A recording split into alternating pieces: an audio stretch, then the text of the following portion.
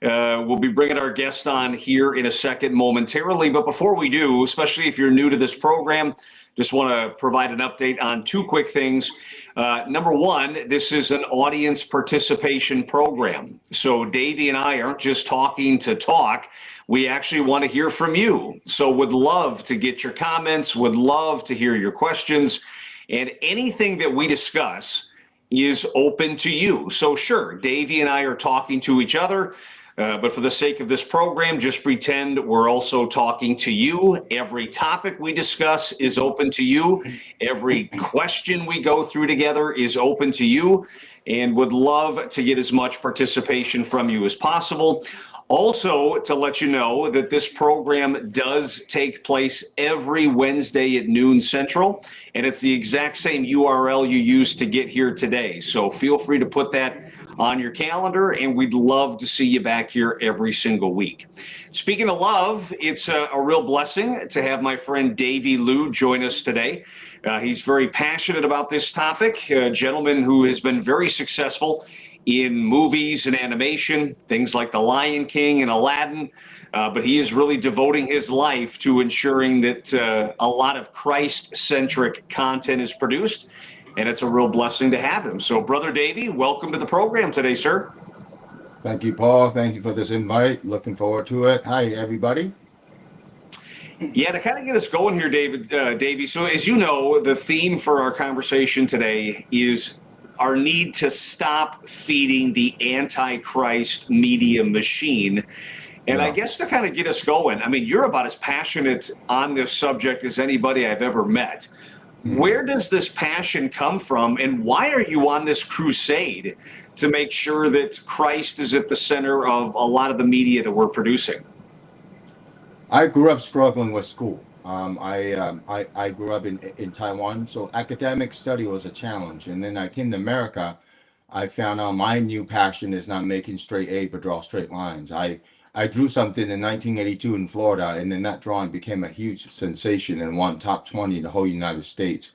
That's when I realized that God gave me a gift. Even though I'm the youngest of all seven child, my dad, my mom thought, they gave him a Forrest Gump. God gave him a Forrest Gump. But I realized this gift that I have and dream that I have to become an artist it's so difficult. And then Disney came to our school, and I got recruited out of the whole world, recruit 8 kids.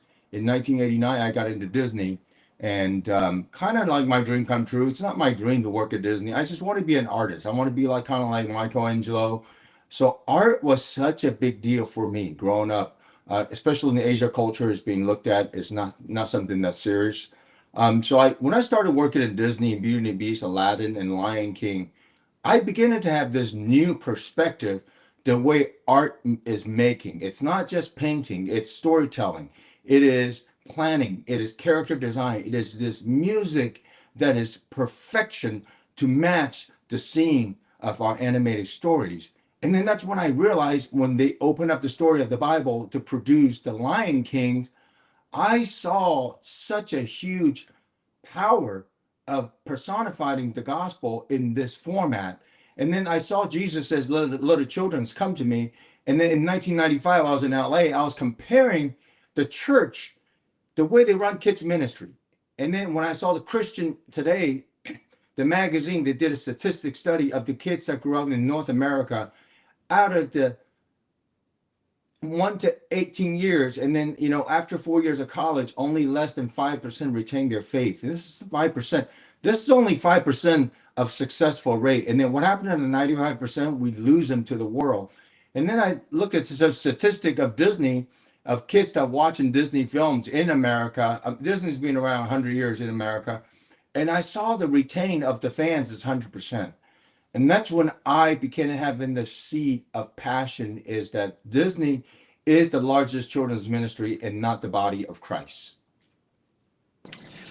Well, and you're doing some truly amazing work on behalf of the kingdom. Obviously, it's a blessing to see a lot of the things that you're producing. We'll be talking about that in a minute. But one of the things that I'm really I shouldn't say mortified, maybe mortified is too strong of a word, but I'll just use my own family as an example. Our family is consistent of very strong Christians. We go to church every week. Our children go to a Bible-based school. I mean, it's very important to us. And my wife and I love my wife, but we had a slight disagreement a couple years ago when for vacation, she had suggested, well, why don't we take the family to Disney World? Now, I understand it. She's a little nostalgic for that. She went there as a kid. I personally had a bit of a problem giving our money to woke organizations that are hostile to Christianity, organizations that use that money to put their ideology in movies. I guess my thought is, Davey, are you surprised that a lot of quote unquote Christians continue to fund this anti-Christian media machine day in and day out?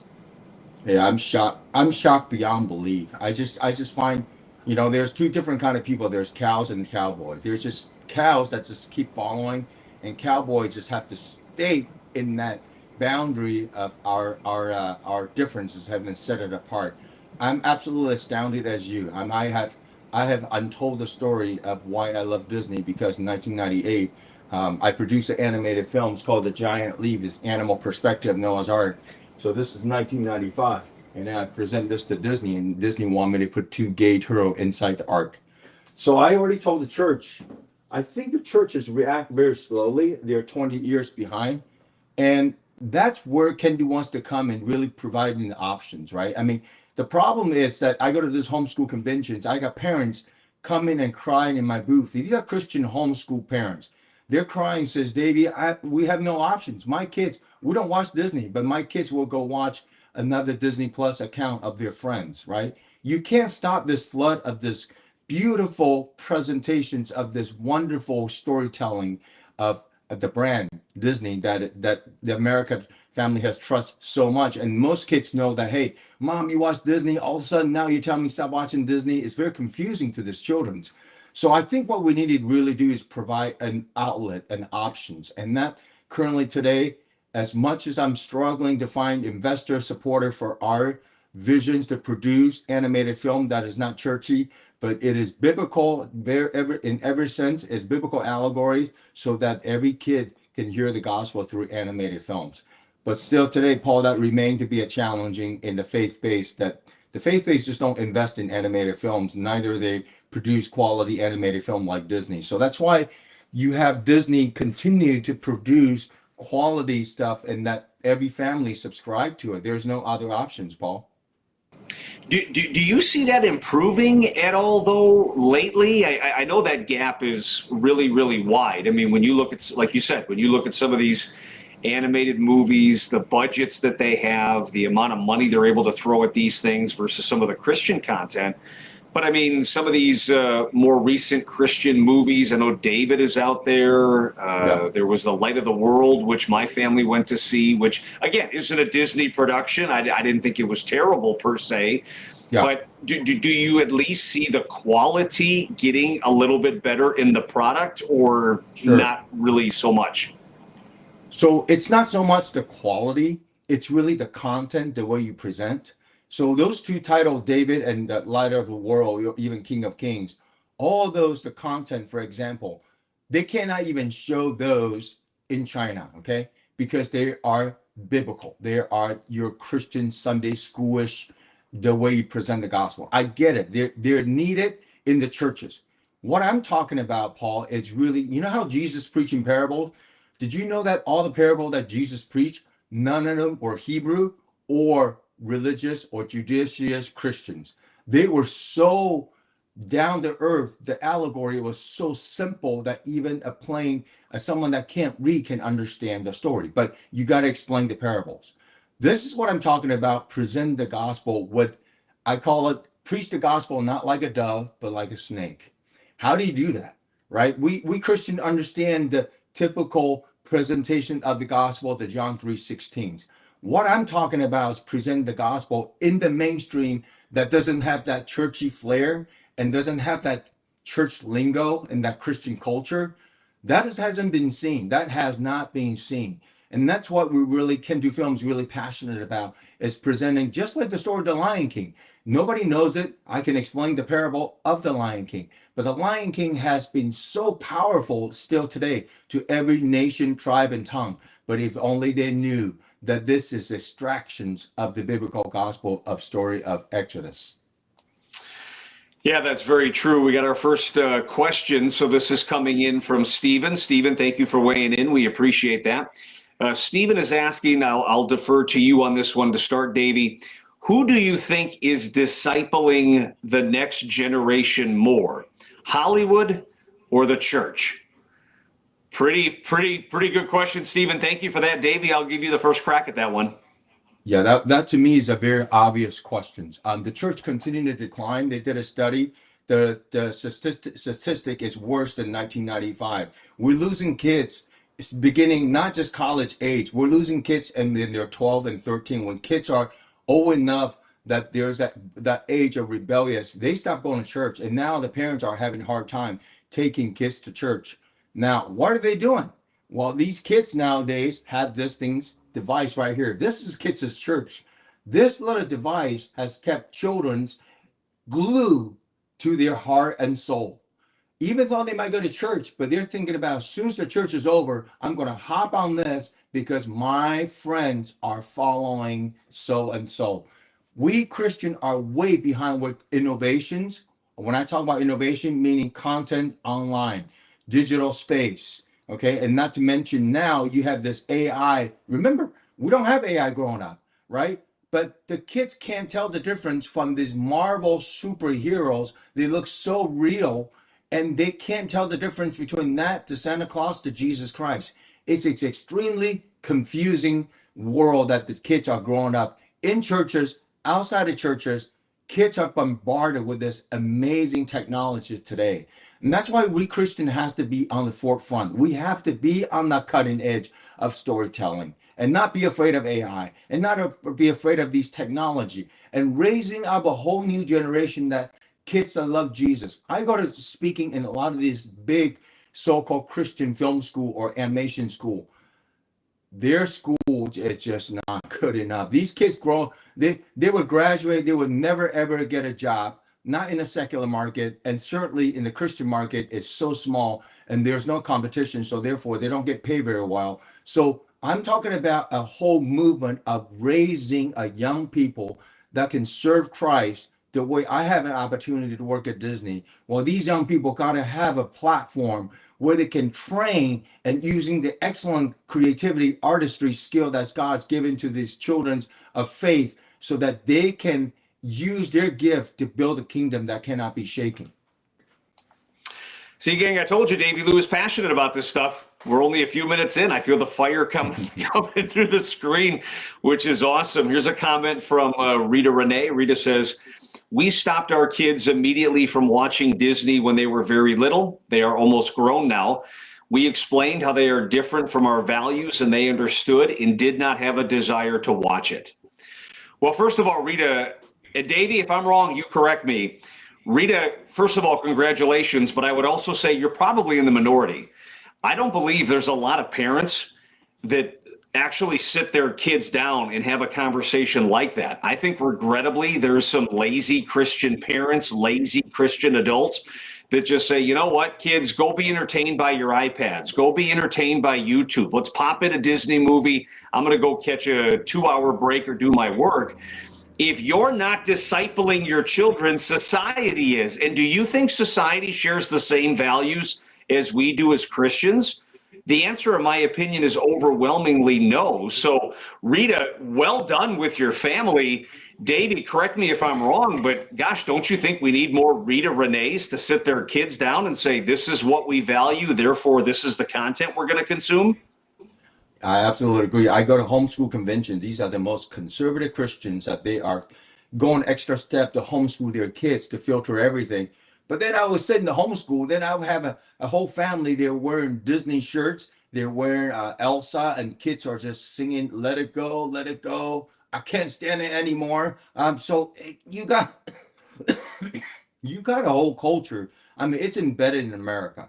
You can't help it. The kids walking around with, Disney backpack and And but then you got the extreme, when I go to conferences speaking, and then the parents are horrified by me coming to their presence because I'm a Disney animator. They think I'm a devil worshiper. So you got both extremes. And my observations, with this homeschool that I go to 12, 13 homeschool conventions a year, and I see the temperature of America just being very careful. But then you have about 10%. They're walking around this homeschool convention, they have no clue, and they're walking around with all this Disney product with their kids, and they talk about how happy they are to go to Disneyland or Disney World, and just totally unaware. And that's where I come in. I got to educate them that these world has agenda. They're cute little characters with poisons, and I have to continue to kind of let them know the history of where this thing, the darkness began, at least where the company that I work for at Disney, and that I saw the clear agenda. They are intentional. This is not by accident. This is by design. So I have to continue to be faithful to educate parents. You got to help and protect. I get it. You grew up with Cinderella. I grew up in Pinocchio. I get it. But we are living in a dark time. I believe Christ's return is coming back soon, Paul. And all devil has to do is get the next generation. And Disney, when I worked at Disney, on the first day when I was there as an intern, Disney says our audience, it's kids before they turn 10. We want to get kids before they turn 10. They're intentional. They understand that between 1 and 10, these kids, their brain, once Disney says, once they see our film, they'll never forget it. They'll remember the songs, and they'll remember to tell their kids, children of children's. This is exactly that they have fulfilled their marketing plan, and it's working so well that the parents, they grew up with it, and they can't help but tell them their kids and their kids and their kids. Yeah, almost maybe this is a little incorrect in terms of analogies, but just listening to you talk like you do about trying to get the kids before they turn 10, it almost kind of reminds me of big tobacco.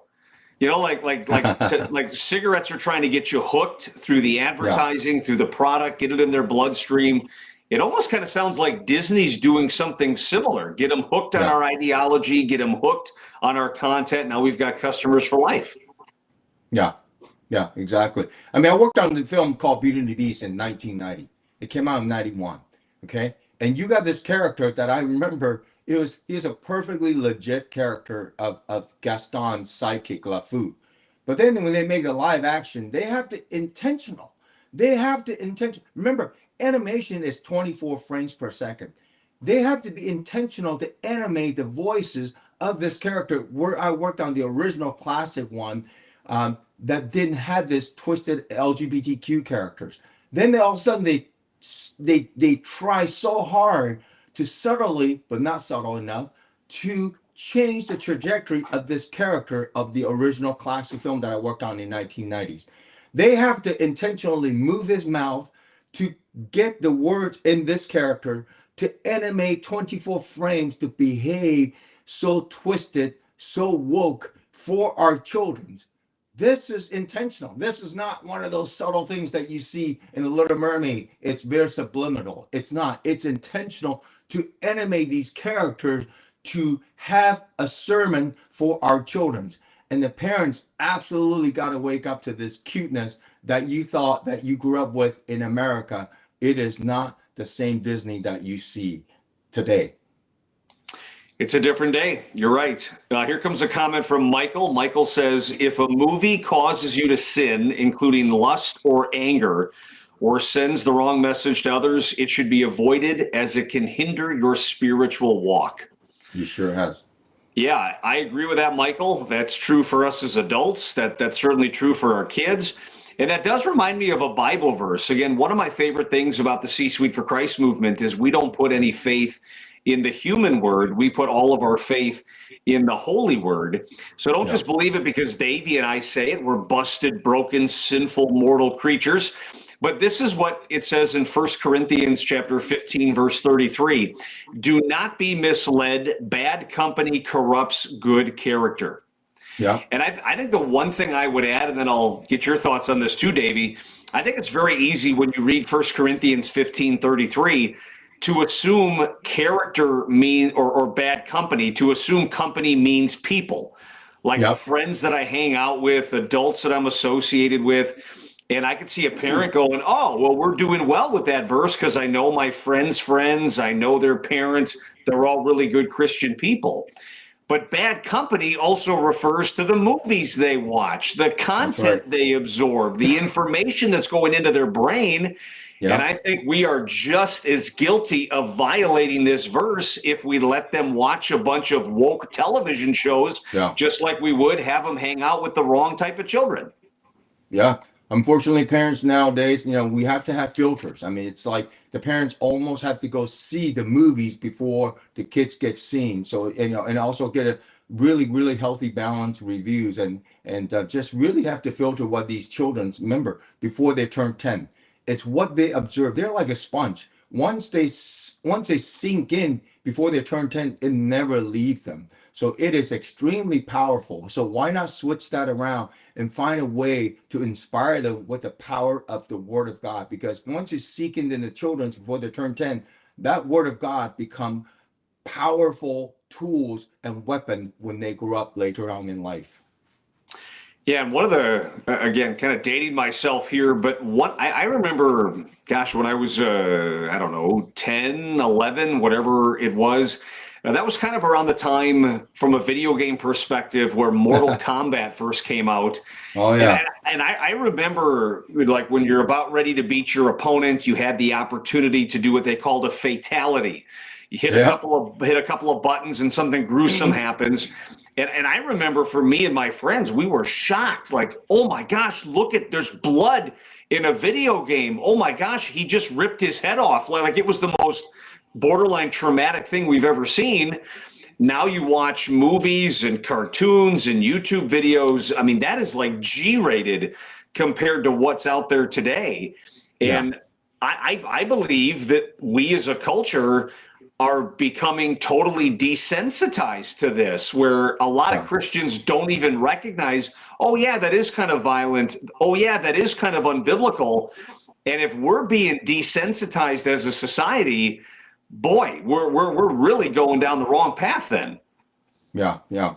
I look back some of these shows in 70s and 80s, how the pace of introducing content. I mean the pace, it's like 3 miles per hour. Today, the content kids want a quick TikTok. We're talking about 30 seconds. The pace of it is Lamborghini. It is super fast and it's just in your face in that 30 seconds. And that's why it is so pivotal that the parents absolutely got to control.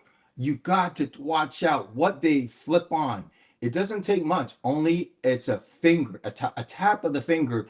This 30 seconds of imagery, whatever that is stick with children's and impact them. And I noticed that there's a progressive of movement. I live in California. There's churches, their parents. That is the parents, the Christian parents are struggling with the children's identity with their sexuality. You have struggling of kids coming out in elementaries in California that wants desire because their friends encourage them and the school systems encourage them to have a sex change. It is absolutely terrifying. We're looking at in a society where it's you've seen the fruit of what they are sowing to our children's, and it's very obviously here in California that you have to have extra cautions and filter after filter because these kids are living in the world of decay. They're living in a world of Sodom and Gomorrah. They're going to school of Sodom and Gomorrah. If you put in that situation, it's a matter of time. And that's why we, as a parents, we absolutely need to be even more intentional to bring this word. This word has to absolutely sink in down to children. And don't rely on going to church half an hour a week going to fix that thing. You got to absolutely find tools at home to share the gospel with them so that when they're young, they will become Moses and sensitive to be Daniel and Ruth, that they are close to this powerful force called the Holy Spirit. So that your kids are protected, just like when the mother of Moses protect Moses for many months, and then one day he released it in the river Nile and God's hands upon that children's. So I don't believe we need to live in fear or terror, but we do need to be wise and educate ourselves that the world's intention it's the devils from hell that they want to get our children. And you absolutely got to remember, this is not entertainment. It is absolutely sermon from hell. And again, this is why it's Bold for Him Live. We're not going to sugarcoat anything. This is a legitimate battle between good and evil. It's not. And before I continue this thought, again, a reminder to everybody: if Davey and I are talking about it, it's open to you. If we're talking about a certain question or a certain theme, it's open to all of you. So you don't need to wait for my permission to weigh in. So feel free to jump in. I guess one of the things that I'd like to direct to the audience here, from your perspective, whether it be your household, your community, your friends, what you've witnessed as a Christian, just how bad is this cultural compromise among Christians? Is this much ado about nothing? Do you think Davey and I are fearmongers? Or is this something that you're experiencing on your own that you're seeing in your house or in your community? So for all of you watching today, just how bad is this cultural compromise with respect to the media today? Davey, here's a comment that just came in. They agree with what we're talking about. My son's cell phones are monitored, can't have in their room, schedule allotted time, and no social media. You know, again, good. That's awesome. Again, another gold star for a parenting award. But do you think, Davey, that some parents, I don't know whether they want to be like friends of their children versus the parents? I know if or being their parent. Like I know if I were to talk to a couple of parents, oh my gosh, if I took away so-and-so's iPad, they'd have a conniption fit. Oh my gosh, if I limited their screen time, they would be bored out of their minds and they drive me crazy. What do you tell parents like that maybe know what they should do, but out of laziness or fear, or maybe being more of the friend of the kid than the parent, choose not to have discipline like that? Yeah, I think every parents now absolutely have to homeschool their kids, meaning the mindset. Okay, maybe your kids go to Christian school, but you have to be due diligent of what your kids are watching. What are they swiping on that little device? And you have to be intentional about these kids are social animals, and so are we. So when they're young, they thrive on social media, so they would follow a certain crowds. Once they're hooked on the certain crowds, they're all talking about the same content, and I would say mostly these content are all Hollywood content. Once one Christian kid start one, and then they start having this little following, they might have not having an obvious following group, but you'll see these kids that get caught on because they want to know what their friends are watching. So all it takes is one bad apple, one subtle ones, and then this person starts saying, "Have you seen this? Have you saw that?" And then this one just, "Oh, what, where?" And then they start sneaking behind parents' back. So I want to really just having parents really just not like a Batman, always spanking or and try to punish your kids for doing bad. I would say be creative. There's resources out there that the kids. So again, just like you said, that the way we engage, who your kids hanging out with. So I when I grew up in a churches where I saw my daughter hanging out with all the friends, well, all I see is she would go to church, but then there's no friends that really are involved in the Bible study. So I have to be intentional to take her to a Bible teaching church. And I did, even though she didn't like it. All her friends are doing her friends thing, doing the, I was going to Chinese church. So they were doing their Chinese kids do, cool hip hop, Korean pop thing. And I had to pull them out. So it took me and my daughter 1 year battle. But when she was 10 years old, I intentionally pull her into a Bible teaching church. She started going to a retreat. She started going to this great Bible revivals. I'm so glad she was 10 years old. I made that decision, and it paid off. She is 30 years old now. She is involved. She's a deacon in the same Bible church I was taking her. She's now discipling her two kids, my two grandkids, and then she's now leading the youth in the church where she grew up. She recognized the power of, once you are saturated with the word, when they're young, they can understand this. When they're engaged, and then it become such a powerful seeing my daughter now discipling her kids, two kids, and then also she's now leading as a leader in the church that she used to kick and beg and told me I'm a bad guy. Took her out of her friends, her circle of friends. But I'm so glad that she's now grown up and now as a mom and now intentionally to bring her kids to the Bible teaching church so that the kids will grow up to engage with Christ.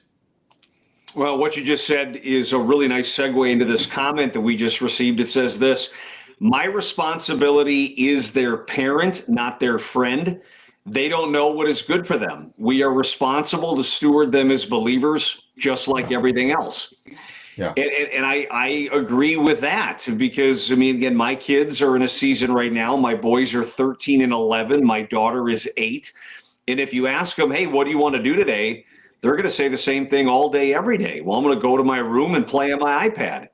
So as parents, we've signed up our children for certain activities that they otherwise wouldn't want to do. And they complain, but we say, well, we know what's good for you. You need exercise. You need to learn leadership skills. You need to be there with other kids your age. Yeah. On Sunday afternoons, we do a youth ministry at our church. And again, during football season, it kind of sucks because it's from like 3 p.m. to 5 p.m. You're missing the football games, and they complain they don't want to go to do like these small group kid Bible studies. But again, we say the same thing. We know what's better for you. And I think if more parents accept that responsibility, take that responsibility seriously, I think we're going to counter this anti-Christian media machine. Yeah. So Paul, I often speak in churches. I live in LA, and a lot of people says, why don't you move out of California? I said, listen, we're not called to be the light of the world. We're not called to be the light of the run. We're not here to run away. I mean, we recognize our city. Yeah, I realize California is very woke. It's very dark, and we have a terrible governor. I get it. I got all the friends moved out during COVID last 5-6 years. Everybody all move out. I'm the very few last remain, in my industry in Hollywood. I continue to live here. And God has called me to be a light of the world. Think about it. If the light shines, the darkness can't help but run, right? Our job's to call to be a light of the world.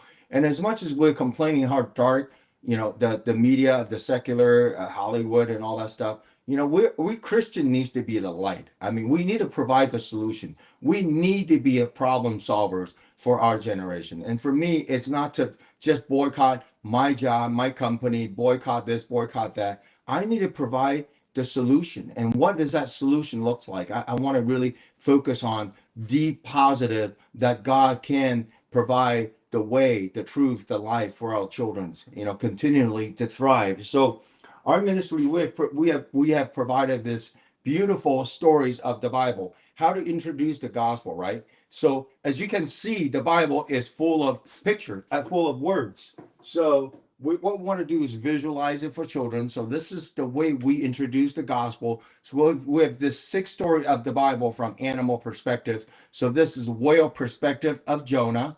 Yeah, so this whale behaved just like Jonah. And then so that one's on compassion. This is about the girl's perspective of tree, good and evil. This is the book of Genesis from the animal perspective, from this duck platypus. And this is a lion perspective of Daniel, from this cute little cub behaved just like Daniel. He was caught and then he was taken to the dungeons with Daniel. This is the story of Jesus, of animal perspective of Jesus became the ultimate animal sacrifice, from this little donkey and his 2 friends, Jen and Tile, 2 little pigs, Gentiles perspective. And then this is fish perspective of Moses' part in the Red Sea. This one teaches prayer from this 3 little perch from River Niles. And then our last one, which is my favorite, which is the one that I wrote when I was in Disney, is animal perspective of Noah's Ark from Kendu, the little fox. Kendu's name comes from you can do all things through Christ. And then from there, explaining after the stories, we have Bible curriculums for the homeschool. And then so this is what happens. The parents, 12 weeks, doesn't take 18 years. Noah's Ark takes animals. Jesus saves souls. So these are the Bible curriculum, 12 weeks that kids can interact. And then every Friday you scan a QR code. I'll teach your kids how to draw the main animated characters.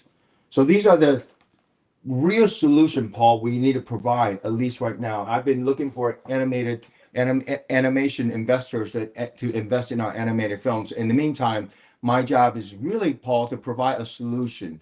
What is an options that is better quality than what the churches currently are producing right now? Unfortunately, I go to a lot of children's pastors conference events. A lot of these contents are extremely outdated. They don't invest in trying to cultivate something that's new and innovative. It is so outdated that the kids, if I think it's boring, I'm a content provider. I create content. I decide what is fun at Disney. If I think this is so boring in church, I can't imagine what's it like to introduce this a boring Sunday school stuff to the secular kids. The book I just showed you, we were published in China, in communist China in 2013. All these Bible stories were published, and in 2015, we won the best children's book in communist China. So we already have taken the gospel for something that is so churchy that has no pictures. We're able to use visuals, and then we were able to preach the gospel like a snake, meaning that as wise as a serpent, just like I did with the Lion King, except for the King of Kings. You're doing a lot of great work, and I don't want to oversimplify this, but I think we could starve this anti-Christian media machine if a lot of us just knew the gospel better, or we spent more time in the Word. We got a comment that kind of echoed this, where she says the solution is the gospel. Yeah. And I think for us as parents, I mean, let's go to the gospel. So if we look at Proverbs 4, verse 23, it says, above all else, guard your heart, for everything you do flows from it. Yeah. Well, as we were kind of just talking about earlier, a lot of these children, they don't know what they don't know. They're impressionable. They're highly dependent on all of us. They're just kind of walking through life like sponges, absorbing all of this stuff. So for us as parents, not only are we supposed to guard our heart, we are supposed to guard their hearts. Yeah. And I think when we let them watch this woke content, when we let them watch anti-Christian movies or shows, it's not just, oh, that's just a show or that's just one movie. Because if we're not guarding their hearts, these impressionable minds, these impressionable young people, it starts planting seeds. And I just wonder then what's going to be compromised down the road. Well, it's just one alcoholic beverage. It's just one night sleeping with this total stranger. It's just 1 week of missing church.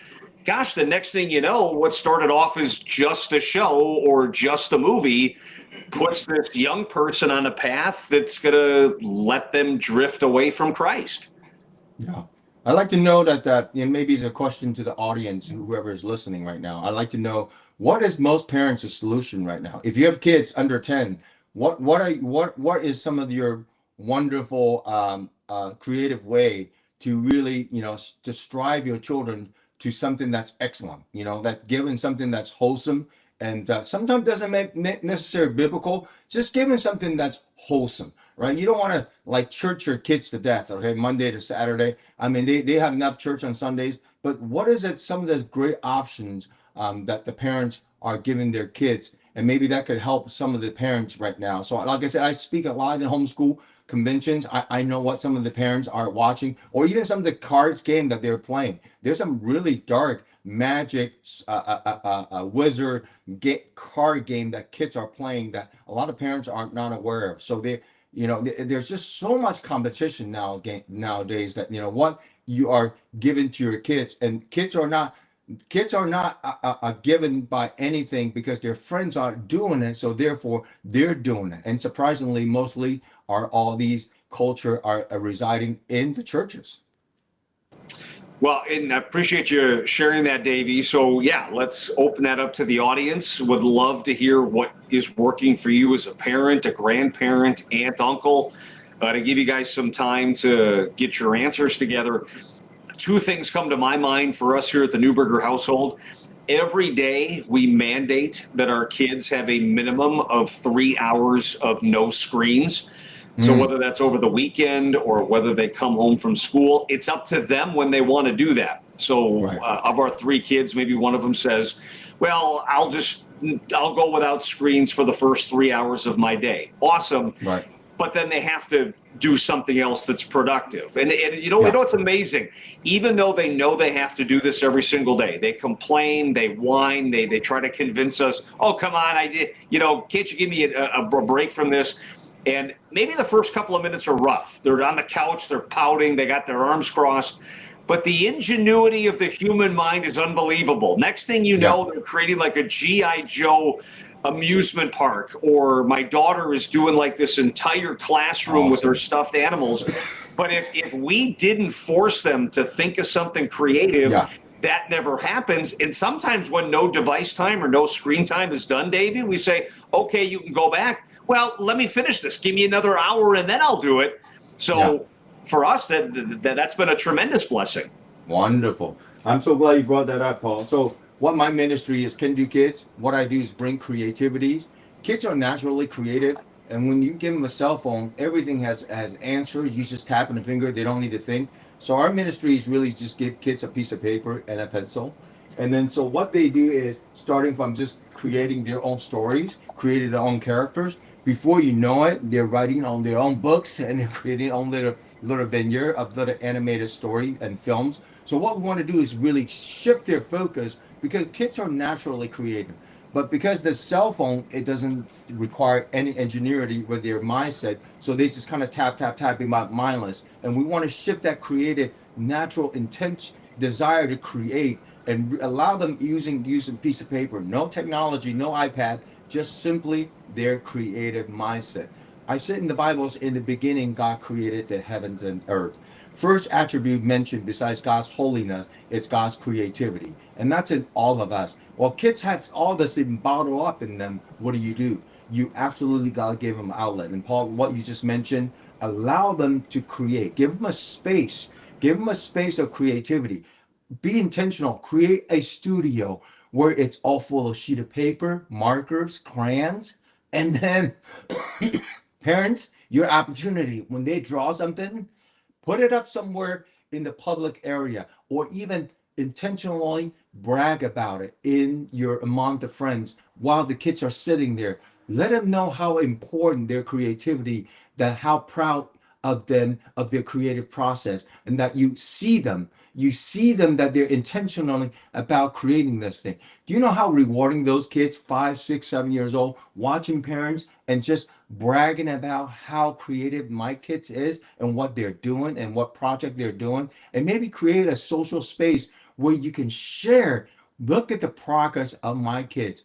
These are encouragement to many, many parents, and the parents now can demonstrate that the kids don't have to be on the social media. They don't have to be in the world. They actually can be in their own little wonderful created universe of their children's, of their own. They can do it together as a siblings to create a wonderful project from 1 week maybe to 6 months, and that's what I come in and give parents wonderful ideas of how to create at home. Yeah, those are some good ideas. We are having some thoughts come in here about what they do to limit the access to this Antichrist media machine. There's a comment here from Brian. Looks like there's a couple of typos. He must be typing fast or something. Brian has a bit of a question here, and I'll let you kind of weigh in on this, Davey. So what he's referring to here is he's wondering, so we talk about this notion of creativity, and he wants to know a little bit more information about the difference on the creative mind. So it sounds like when you're playing video games and such like that, I mean, isn't that forcing you to use your creative ingenuity? Isn't that forcing you to use the creative side of your mind? And Absolutely. If so, how is that different than like the example we gave where, okay, you have 3 hours of no screen time, go figure it out. Is one better than the other, or is the video game creativity a little bit different than the entrepreneurial, what are we going to do type of creativity? Yeah, I think there's a lot of game out there that is super fun for kids, and I think it's really great. I can think of on top of my head, Minecraft. It is super creative. Kids are addicted to it. So, it as good as Minecraft is, you still got to limit your kids. But, just the video game, the selection, excuse me, the California allergy. The selections that you want to give them the creativity. The video game's amazing. I mean, I grew up with video games. My simple thing was Pac-Man and Galaga, right? We don't have all this bloody stuff, but you know, you got to be careful with these kids. Once they are in the space of this playing this video game, which beginning was innocent, well, what happened is that circle of friends, once they become so super advanced, and I got kids, parents are letting them watch playing these really bloody, subtle but very bloody games that they're shooting, but there's a certain amount of just kind of like destructions to it. So you got to be careful of some of these games. You know, mostly are like are here to kill and destroy. So we want to promote kids when they're young, you know, to have a really just really neutral, not having this really crazy agenda of trying to destroy a nation or maybe try to put a spell on somebody when you have to win the game is to figure out how to put a spell. So these are some of this. It's fun. It's creative. Trust me. Some of these games that I saw, you know, that I saw that they're creating, it is genius. But behind it is extremely dark. They're right here in where I live in Irvine. They create some of these really darkest game, and then the game is so successful they become a movie franchise, right? So I call this is really dark magic. So you just got to kind of have a wisdom of what kind of games you allow your kids to play, and not all games are created equal. So again, you know, I love simple game like Pac-Man and Galaga. I think those are really more innocent for kids. It's challenging enough, but just be really careful that some of these games are actually very dark behind their agenda. Yeah, and that's why we're having conversations like this to understand that these things aren't random, that what's included in these movie scripts is not accidental. Behind Yeah. everything, there's always an agenda, and I think it's good for us as Christians to start calling that out. Davey, one of the things I'd love your opinion on this, and you're up against this every single day doing what you do. But I think one of the biggest things that is hindering the Christian movement, our ability to cover the world in Christ, our ability to push back against the secularism, humanism, progressivism, anything that ends in ism in society, is this addiction that we have, and Christians are not immune to it, this addiction to comfort culture. For a lot of Christians, I believe it just seems like the standard that we're trying to achieve is comfortable. We want to live a comfortable life. We want to have a comfortable amount of money. We want to have a comfortable existence. But I think if you read scripture, Christ never calls us to a comfortable life. In fact, when you lay down your life and you pick up the cross that he has for you, there's nothing in the Bible that says it's going to be comfortable, easy, or fun. Yeah. In fact, he promises the exact opposite. So it doesn't sound really appealing, I admit, but I'd love for us to go from comfort culture to conviction culture. And I think a lot of Christian media can play a role in that. How do you suppose we start that? Because I think if you ask 10 Christian adults, hey, you have the choice today to be comfortable or to be convicted, I have to imagine 9 out of 10, if not 10 out of 10, are going to say, well, I'd rather be comfortable. How do we start turning this ship around, do you think? Yeah, I honestly, I don't have the solution or answer, but I'm going to give you a real contrast of something that happened to me. So I speak in Asia a lot, especially before this crazy President Xi came on. I used to be invited to speak in universities and large churches in China, in communist China. And I remember one Sunday I was speaking in in Chinese church in Shanghai, and they kind of share my testimony. And I remember, man, that was the largest church.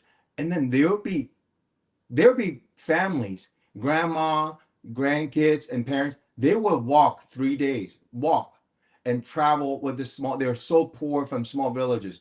They will walk, travel 3 days to just come to church because they want to have a Bible. Okay.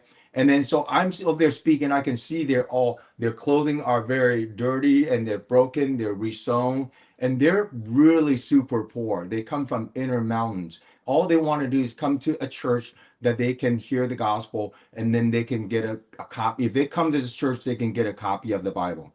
And this is me speaking in China. This is about 12 years ago. Now here I am, finished speaking. I came back a few days later came back to the church that I talk about, the Bible teaching church that I brought my daughter to. And and here I am going to church at 10 o'clock. I walked in there. Our worship starts at 10.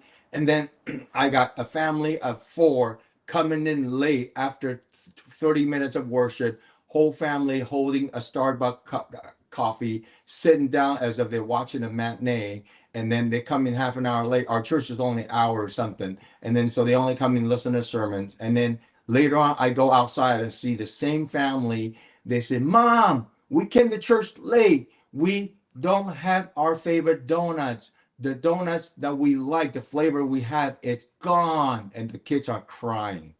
This is the same family came half an hour late, and then they're complaining about they did not get their donuts. Man, what a contrast, Paul. I don't have an answer what you just asked me, but the persecution that's going on in China right now, the self-church, the underground church, in my opinion, I'm speaking to all the senior church pastors next year in China in a secret island. You don't realize the persecution that's going on, even though you hear all these communist system, people are getting killed, all the pastors are getting tormented, they're disappearing, they get assassinated. In China, currently we're speaking, this is 2026. The persecution that's going on in China, it is so great. You can't have a cross. In your home, you only allowed to have a President Xi's photos at home. You can't have a picture of Jesus Christ or any cross symbol. It is all illegal. If you get caught, you will get locked up or get killed. We're talking about a real persecution that's going on in China right now. But the church, in my opinion, that I know from these local churches that they're telling me, they're thriving. They're thriving. The church can't be no more than 2-3 people, but the church is thriving. You notice in the church of Book of Acts, when the church is being more persecuted, being what you're talking about, uncomfortable, right? We run. 9/11 was here 20 some years ago. We run to church. Unfortunately, somehow it does take these kind of persecution. It does take suffering for us to realize how precious life is, that we cannot do this without God. I like what John 15 says, that I am the branch, I am the vine. You know, without me, you can't do nothing. And when we live in this comfortable America, and I've been in America 40 some years, I notice Christian is becoming a part of culture. It is not a personal faith of transformation. It's part of the thing that I do. I go to church. I'm a Christian. I read Bible here and there. It's become a cliche of American culture. But like China, this is not for them. They recognize the precious of the gospel. Just having a New Testament hidden or written somewhere in their arms, that so they have a little scriptures hidden somewhere in their body, in their clothing, so they will not be arrested. What a contrast, Paul. What a contrast of going to church. Someone traveled 2-3 days just to come to this church so they can hear the gospel. Then you have a family that they're complaining and they're late to worship, and then they're complaining that there is no donuts on their favorite menus. Paul, the answer lies right there. Are we taking Christ for who he is? Is he Lord and Savior, or is he someone, a 7-Eleven to me, that is convenient when I needed Christ? If you're holding Christ preciously dear to your heart, you know, the attitude of your hearts, you should have that adorations. And I believe in your city, if you have that 1 and 2 person transform, that their attitude of heart, it is sanctified, that they recognize this is not American. This is a hope. This is truth. This is going to be here forever and ever. And one day Christ is coming back. And how I behave and how I raise my family and what I thought in my mind. Do I let this world dominate me, or do I let the Holy Spirit sanctify me and give me a holy appetite in my daily walk, in my occupations, the way I thrive in my community? Powerful stuff. And I did an episode of the C-Suite for Christ podcast on a similar theme recently. I won't go through all the long history, but back in the Roman Empire, a saying was fairly common. They would talk about bread in circuses. So for the Roman Empire, to avoid an uprising, they would give their people bread, basically enough food to keep them satisfied, enough food to keep them comfortable. And then they'd give them circuses, basically entertainment. And the way that the Roman Empire went about this is, well, if we give them some food, make them somewhat dependent on us, keep them somewhat satisfied, give them some entertainment, they go to the Colosseum, we can distract them. And if Yeah. we keep them distracted, we can start doing the things that we need to do. And I think in today's world, when people look at evil or think about evil, they think of Satan, they think of demons, they think of horns, they think of just something egregious right in front of your face. But Satan's too smart for that. I hate to give him credit for anything, but a lot of the things that are evil in life are extremely subtle. And Yeah. I'm not saying comfortability on its own is evil. I mean, we should try to take care of our families, take care of ourselves. We don't want to be subjected to unnecessary pain. You know what I mean? But Satan loves it when we're obsessed with sports, because if we're obsessed with sports, we're not obsessed with Christ. Satan loves it when we binge watch 6 seasons of our favorite show over an entire weekend, because if our mind is on that matter, it's not on the Bible, it's not on Christ. And I would say that as long as we continue to drift toward comfort, as long as we continue to worry about, I deserve this, I'm going to distract myself, I'm going to relax, there's a lot of things that Jesus is calling us to do, and that work remains undone. And as long as that work remains undone, Davey, the anti-Christian machine is just going to keep beating us over the head with everything. Yeah, that's right. Well said, brother.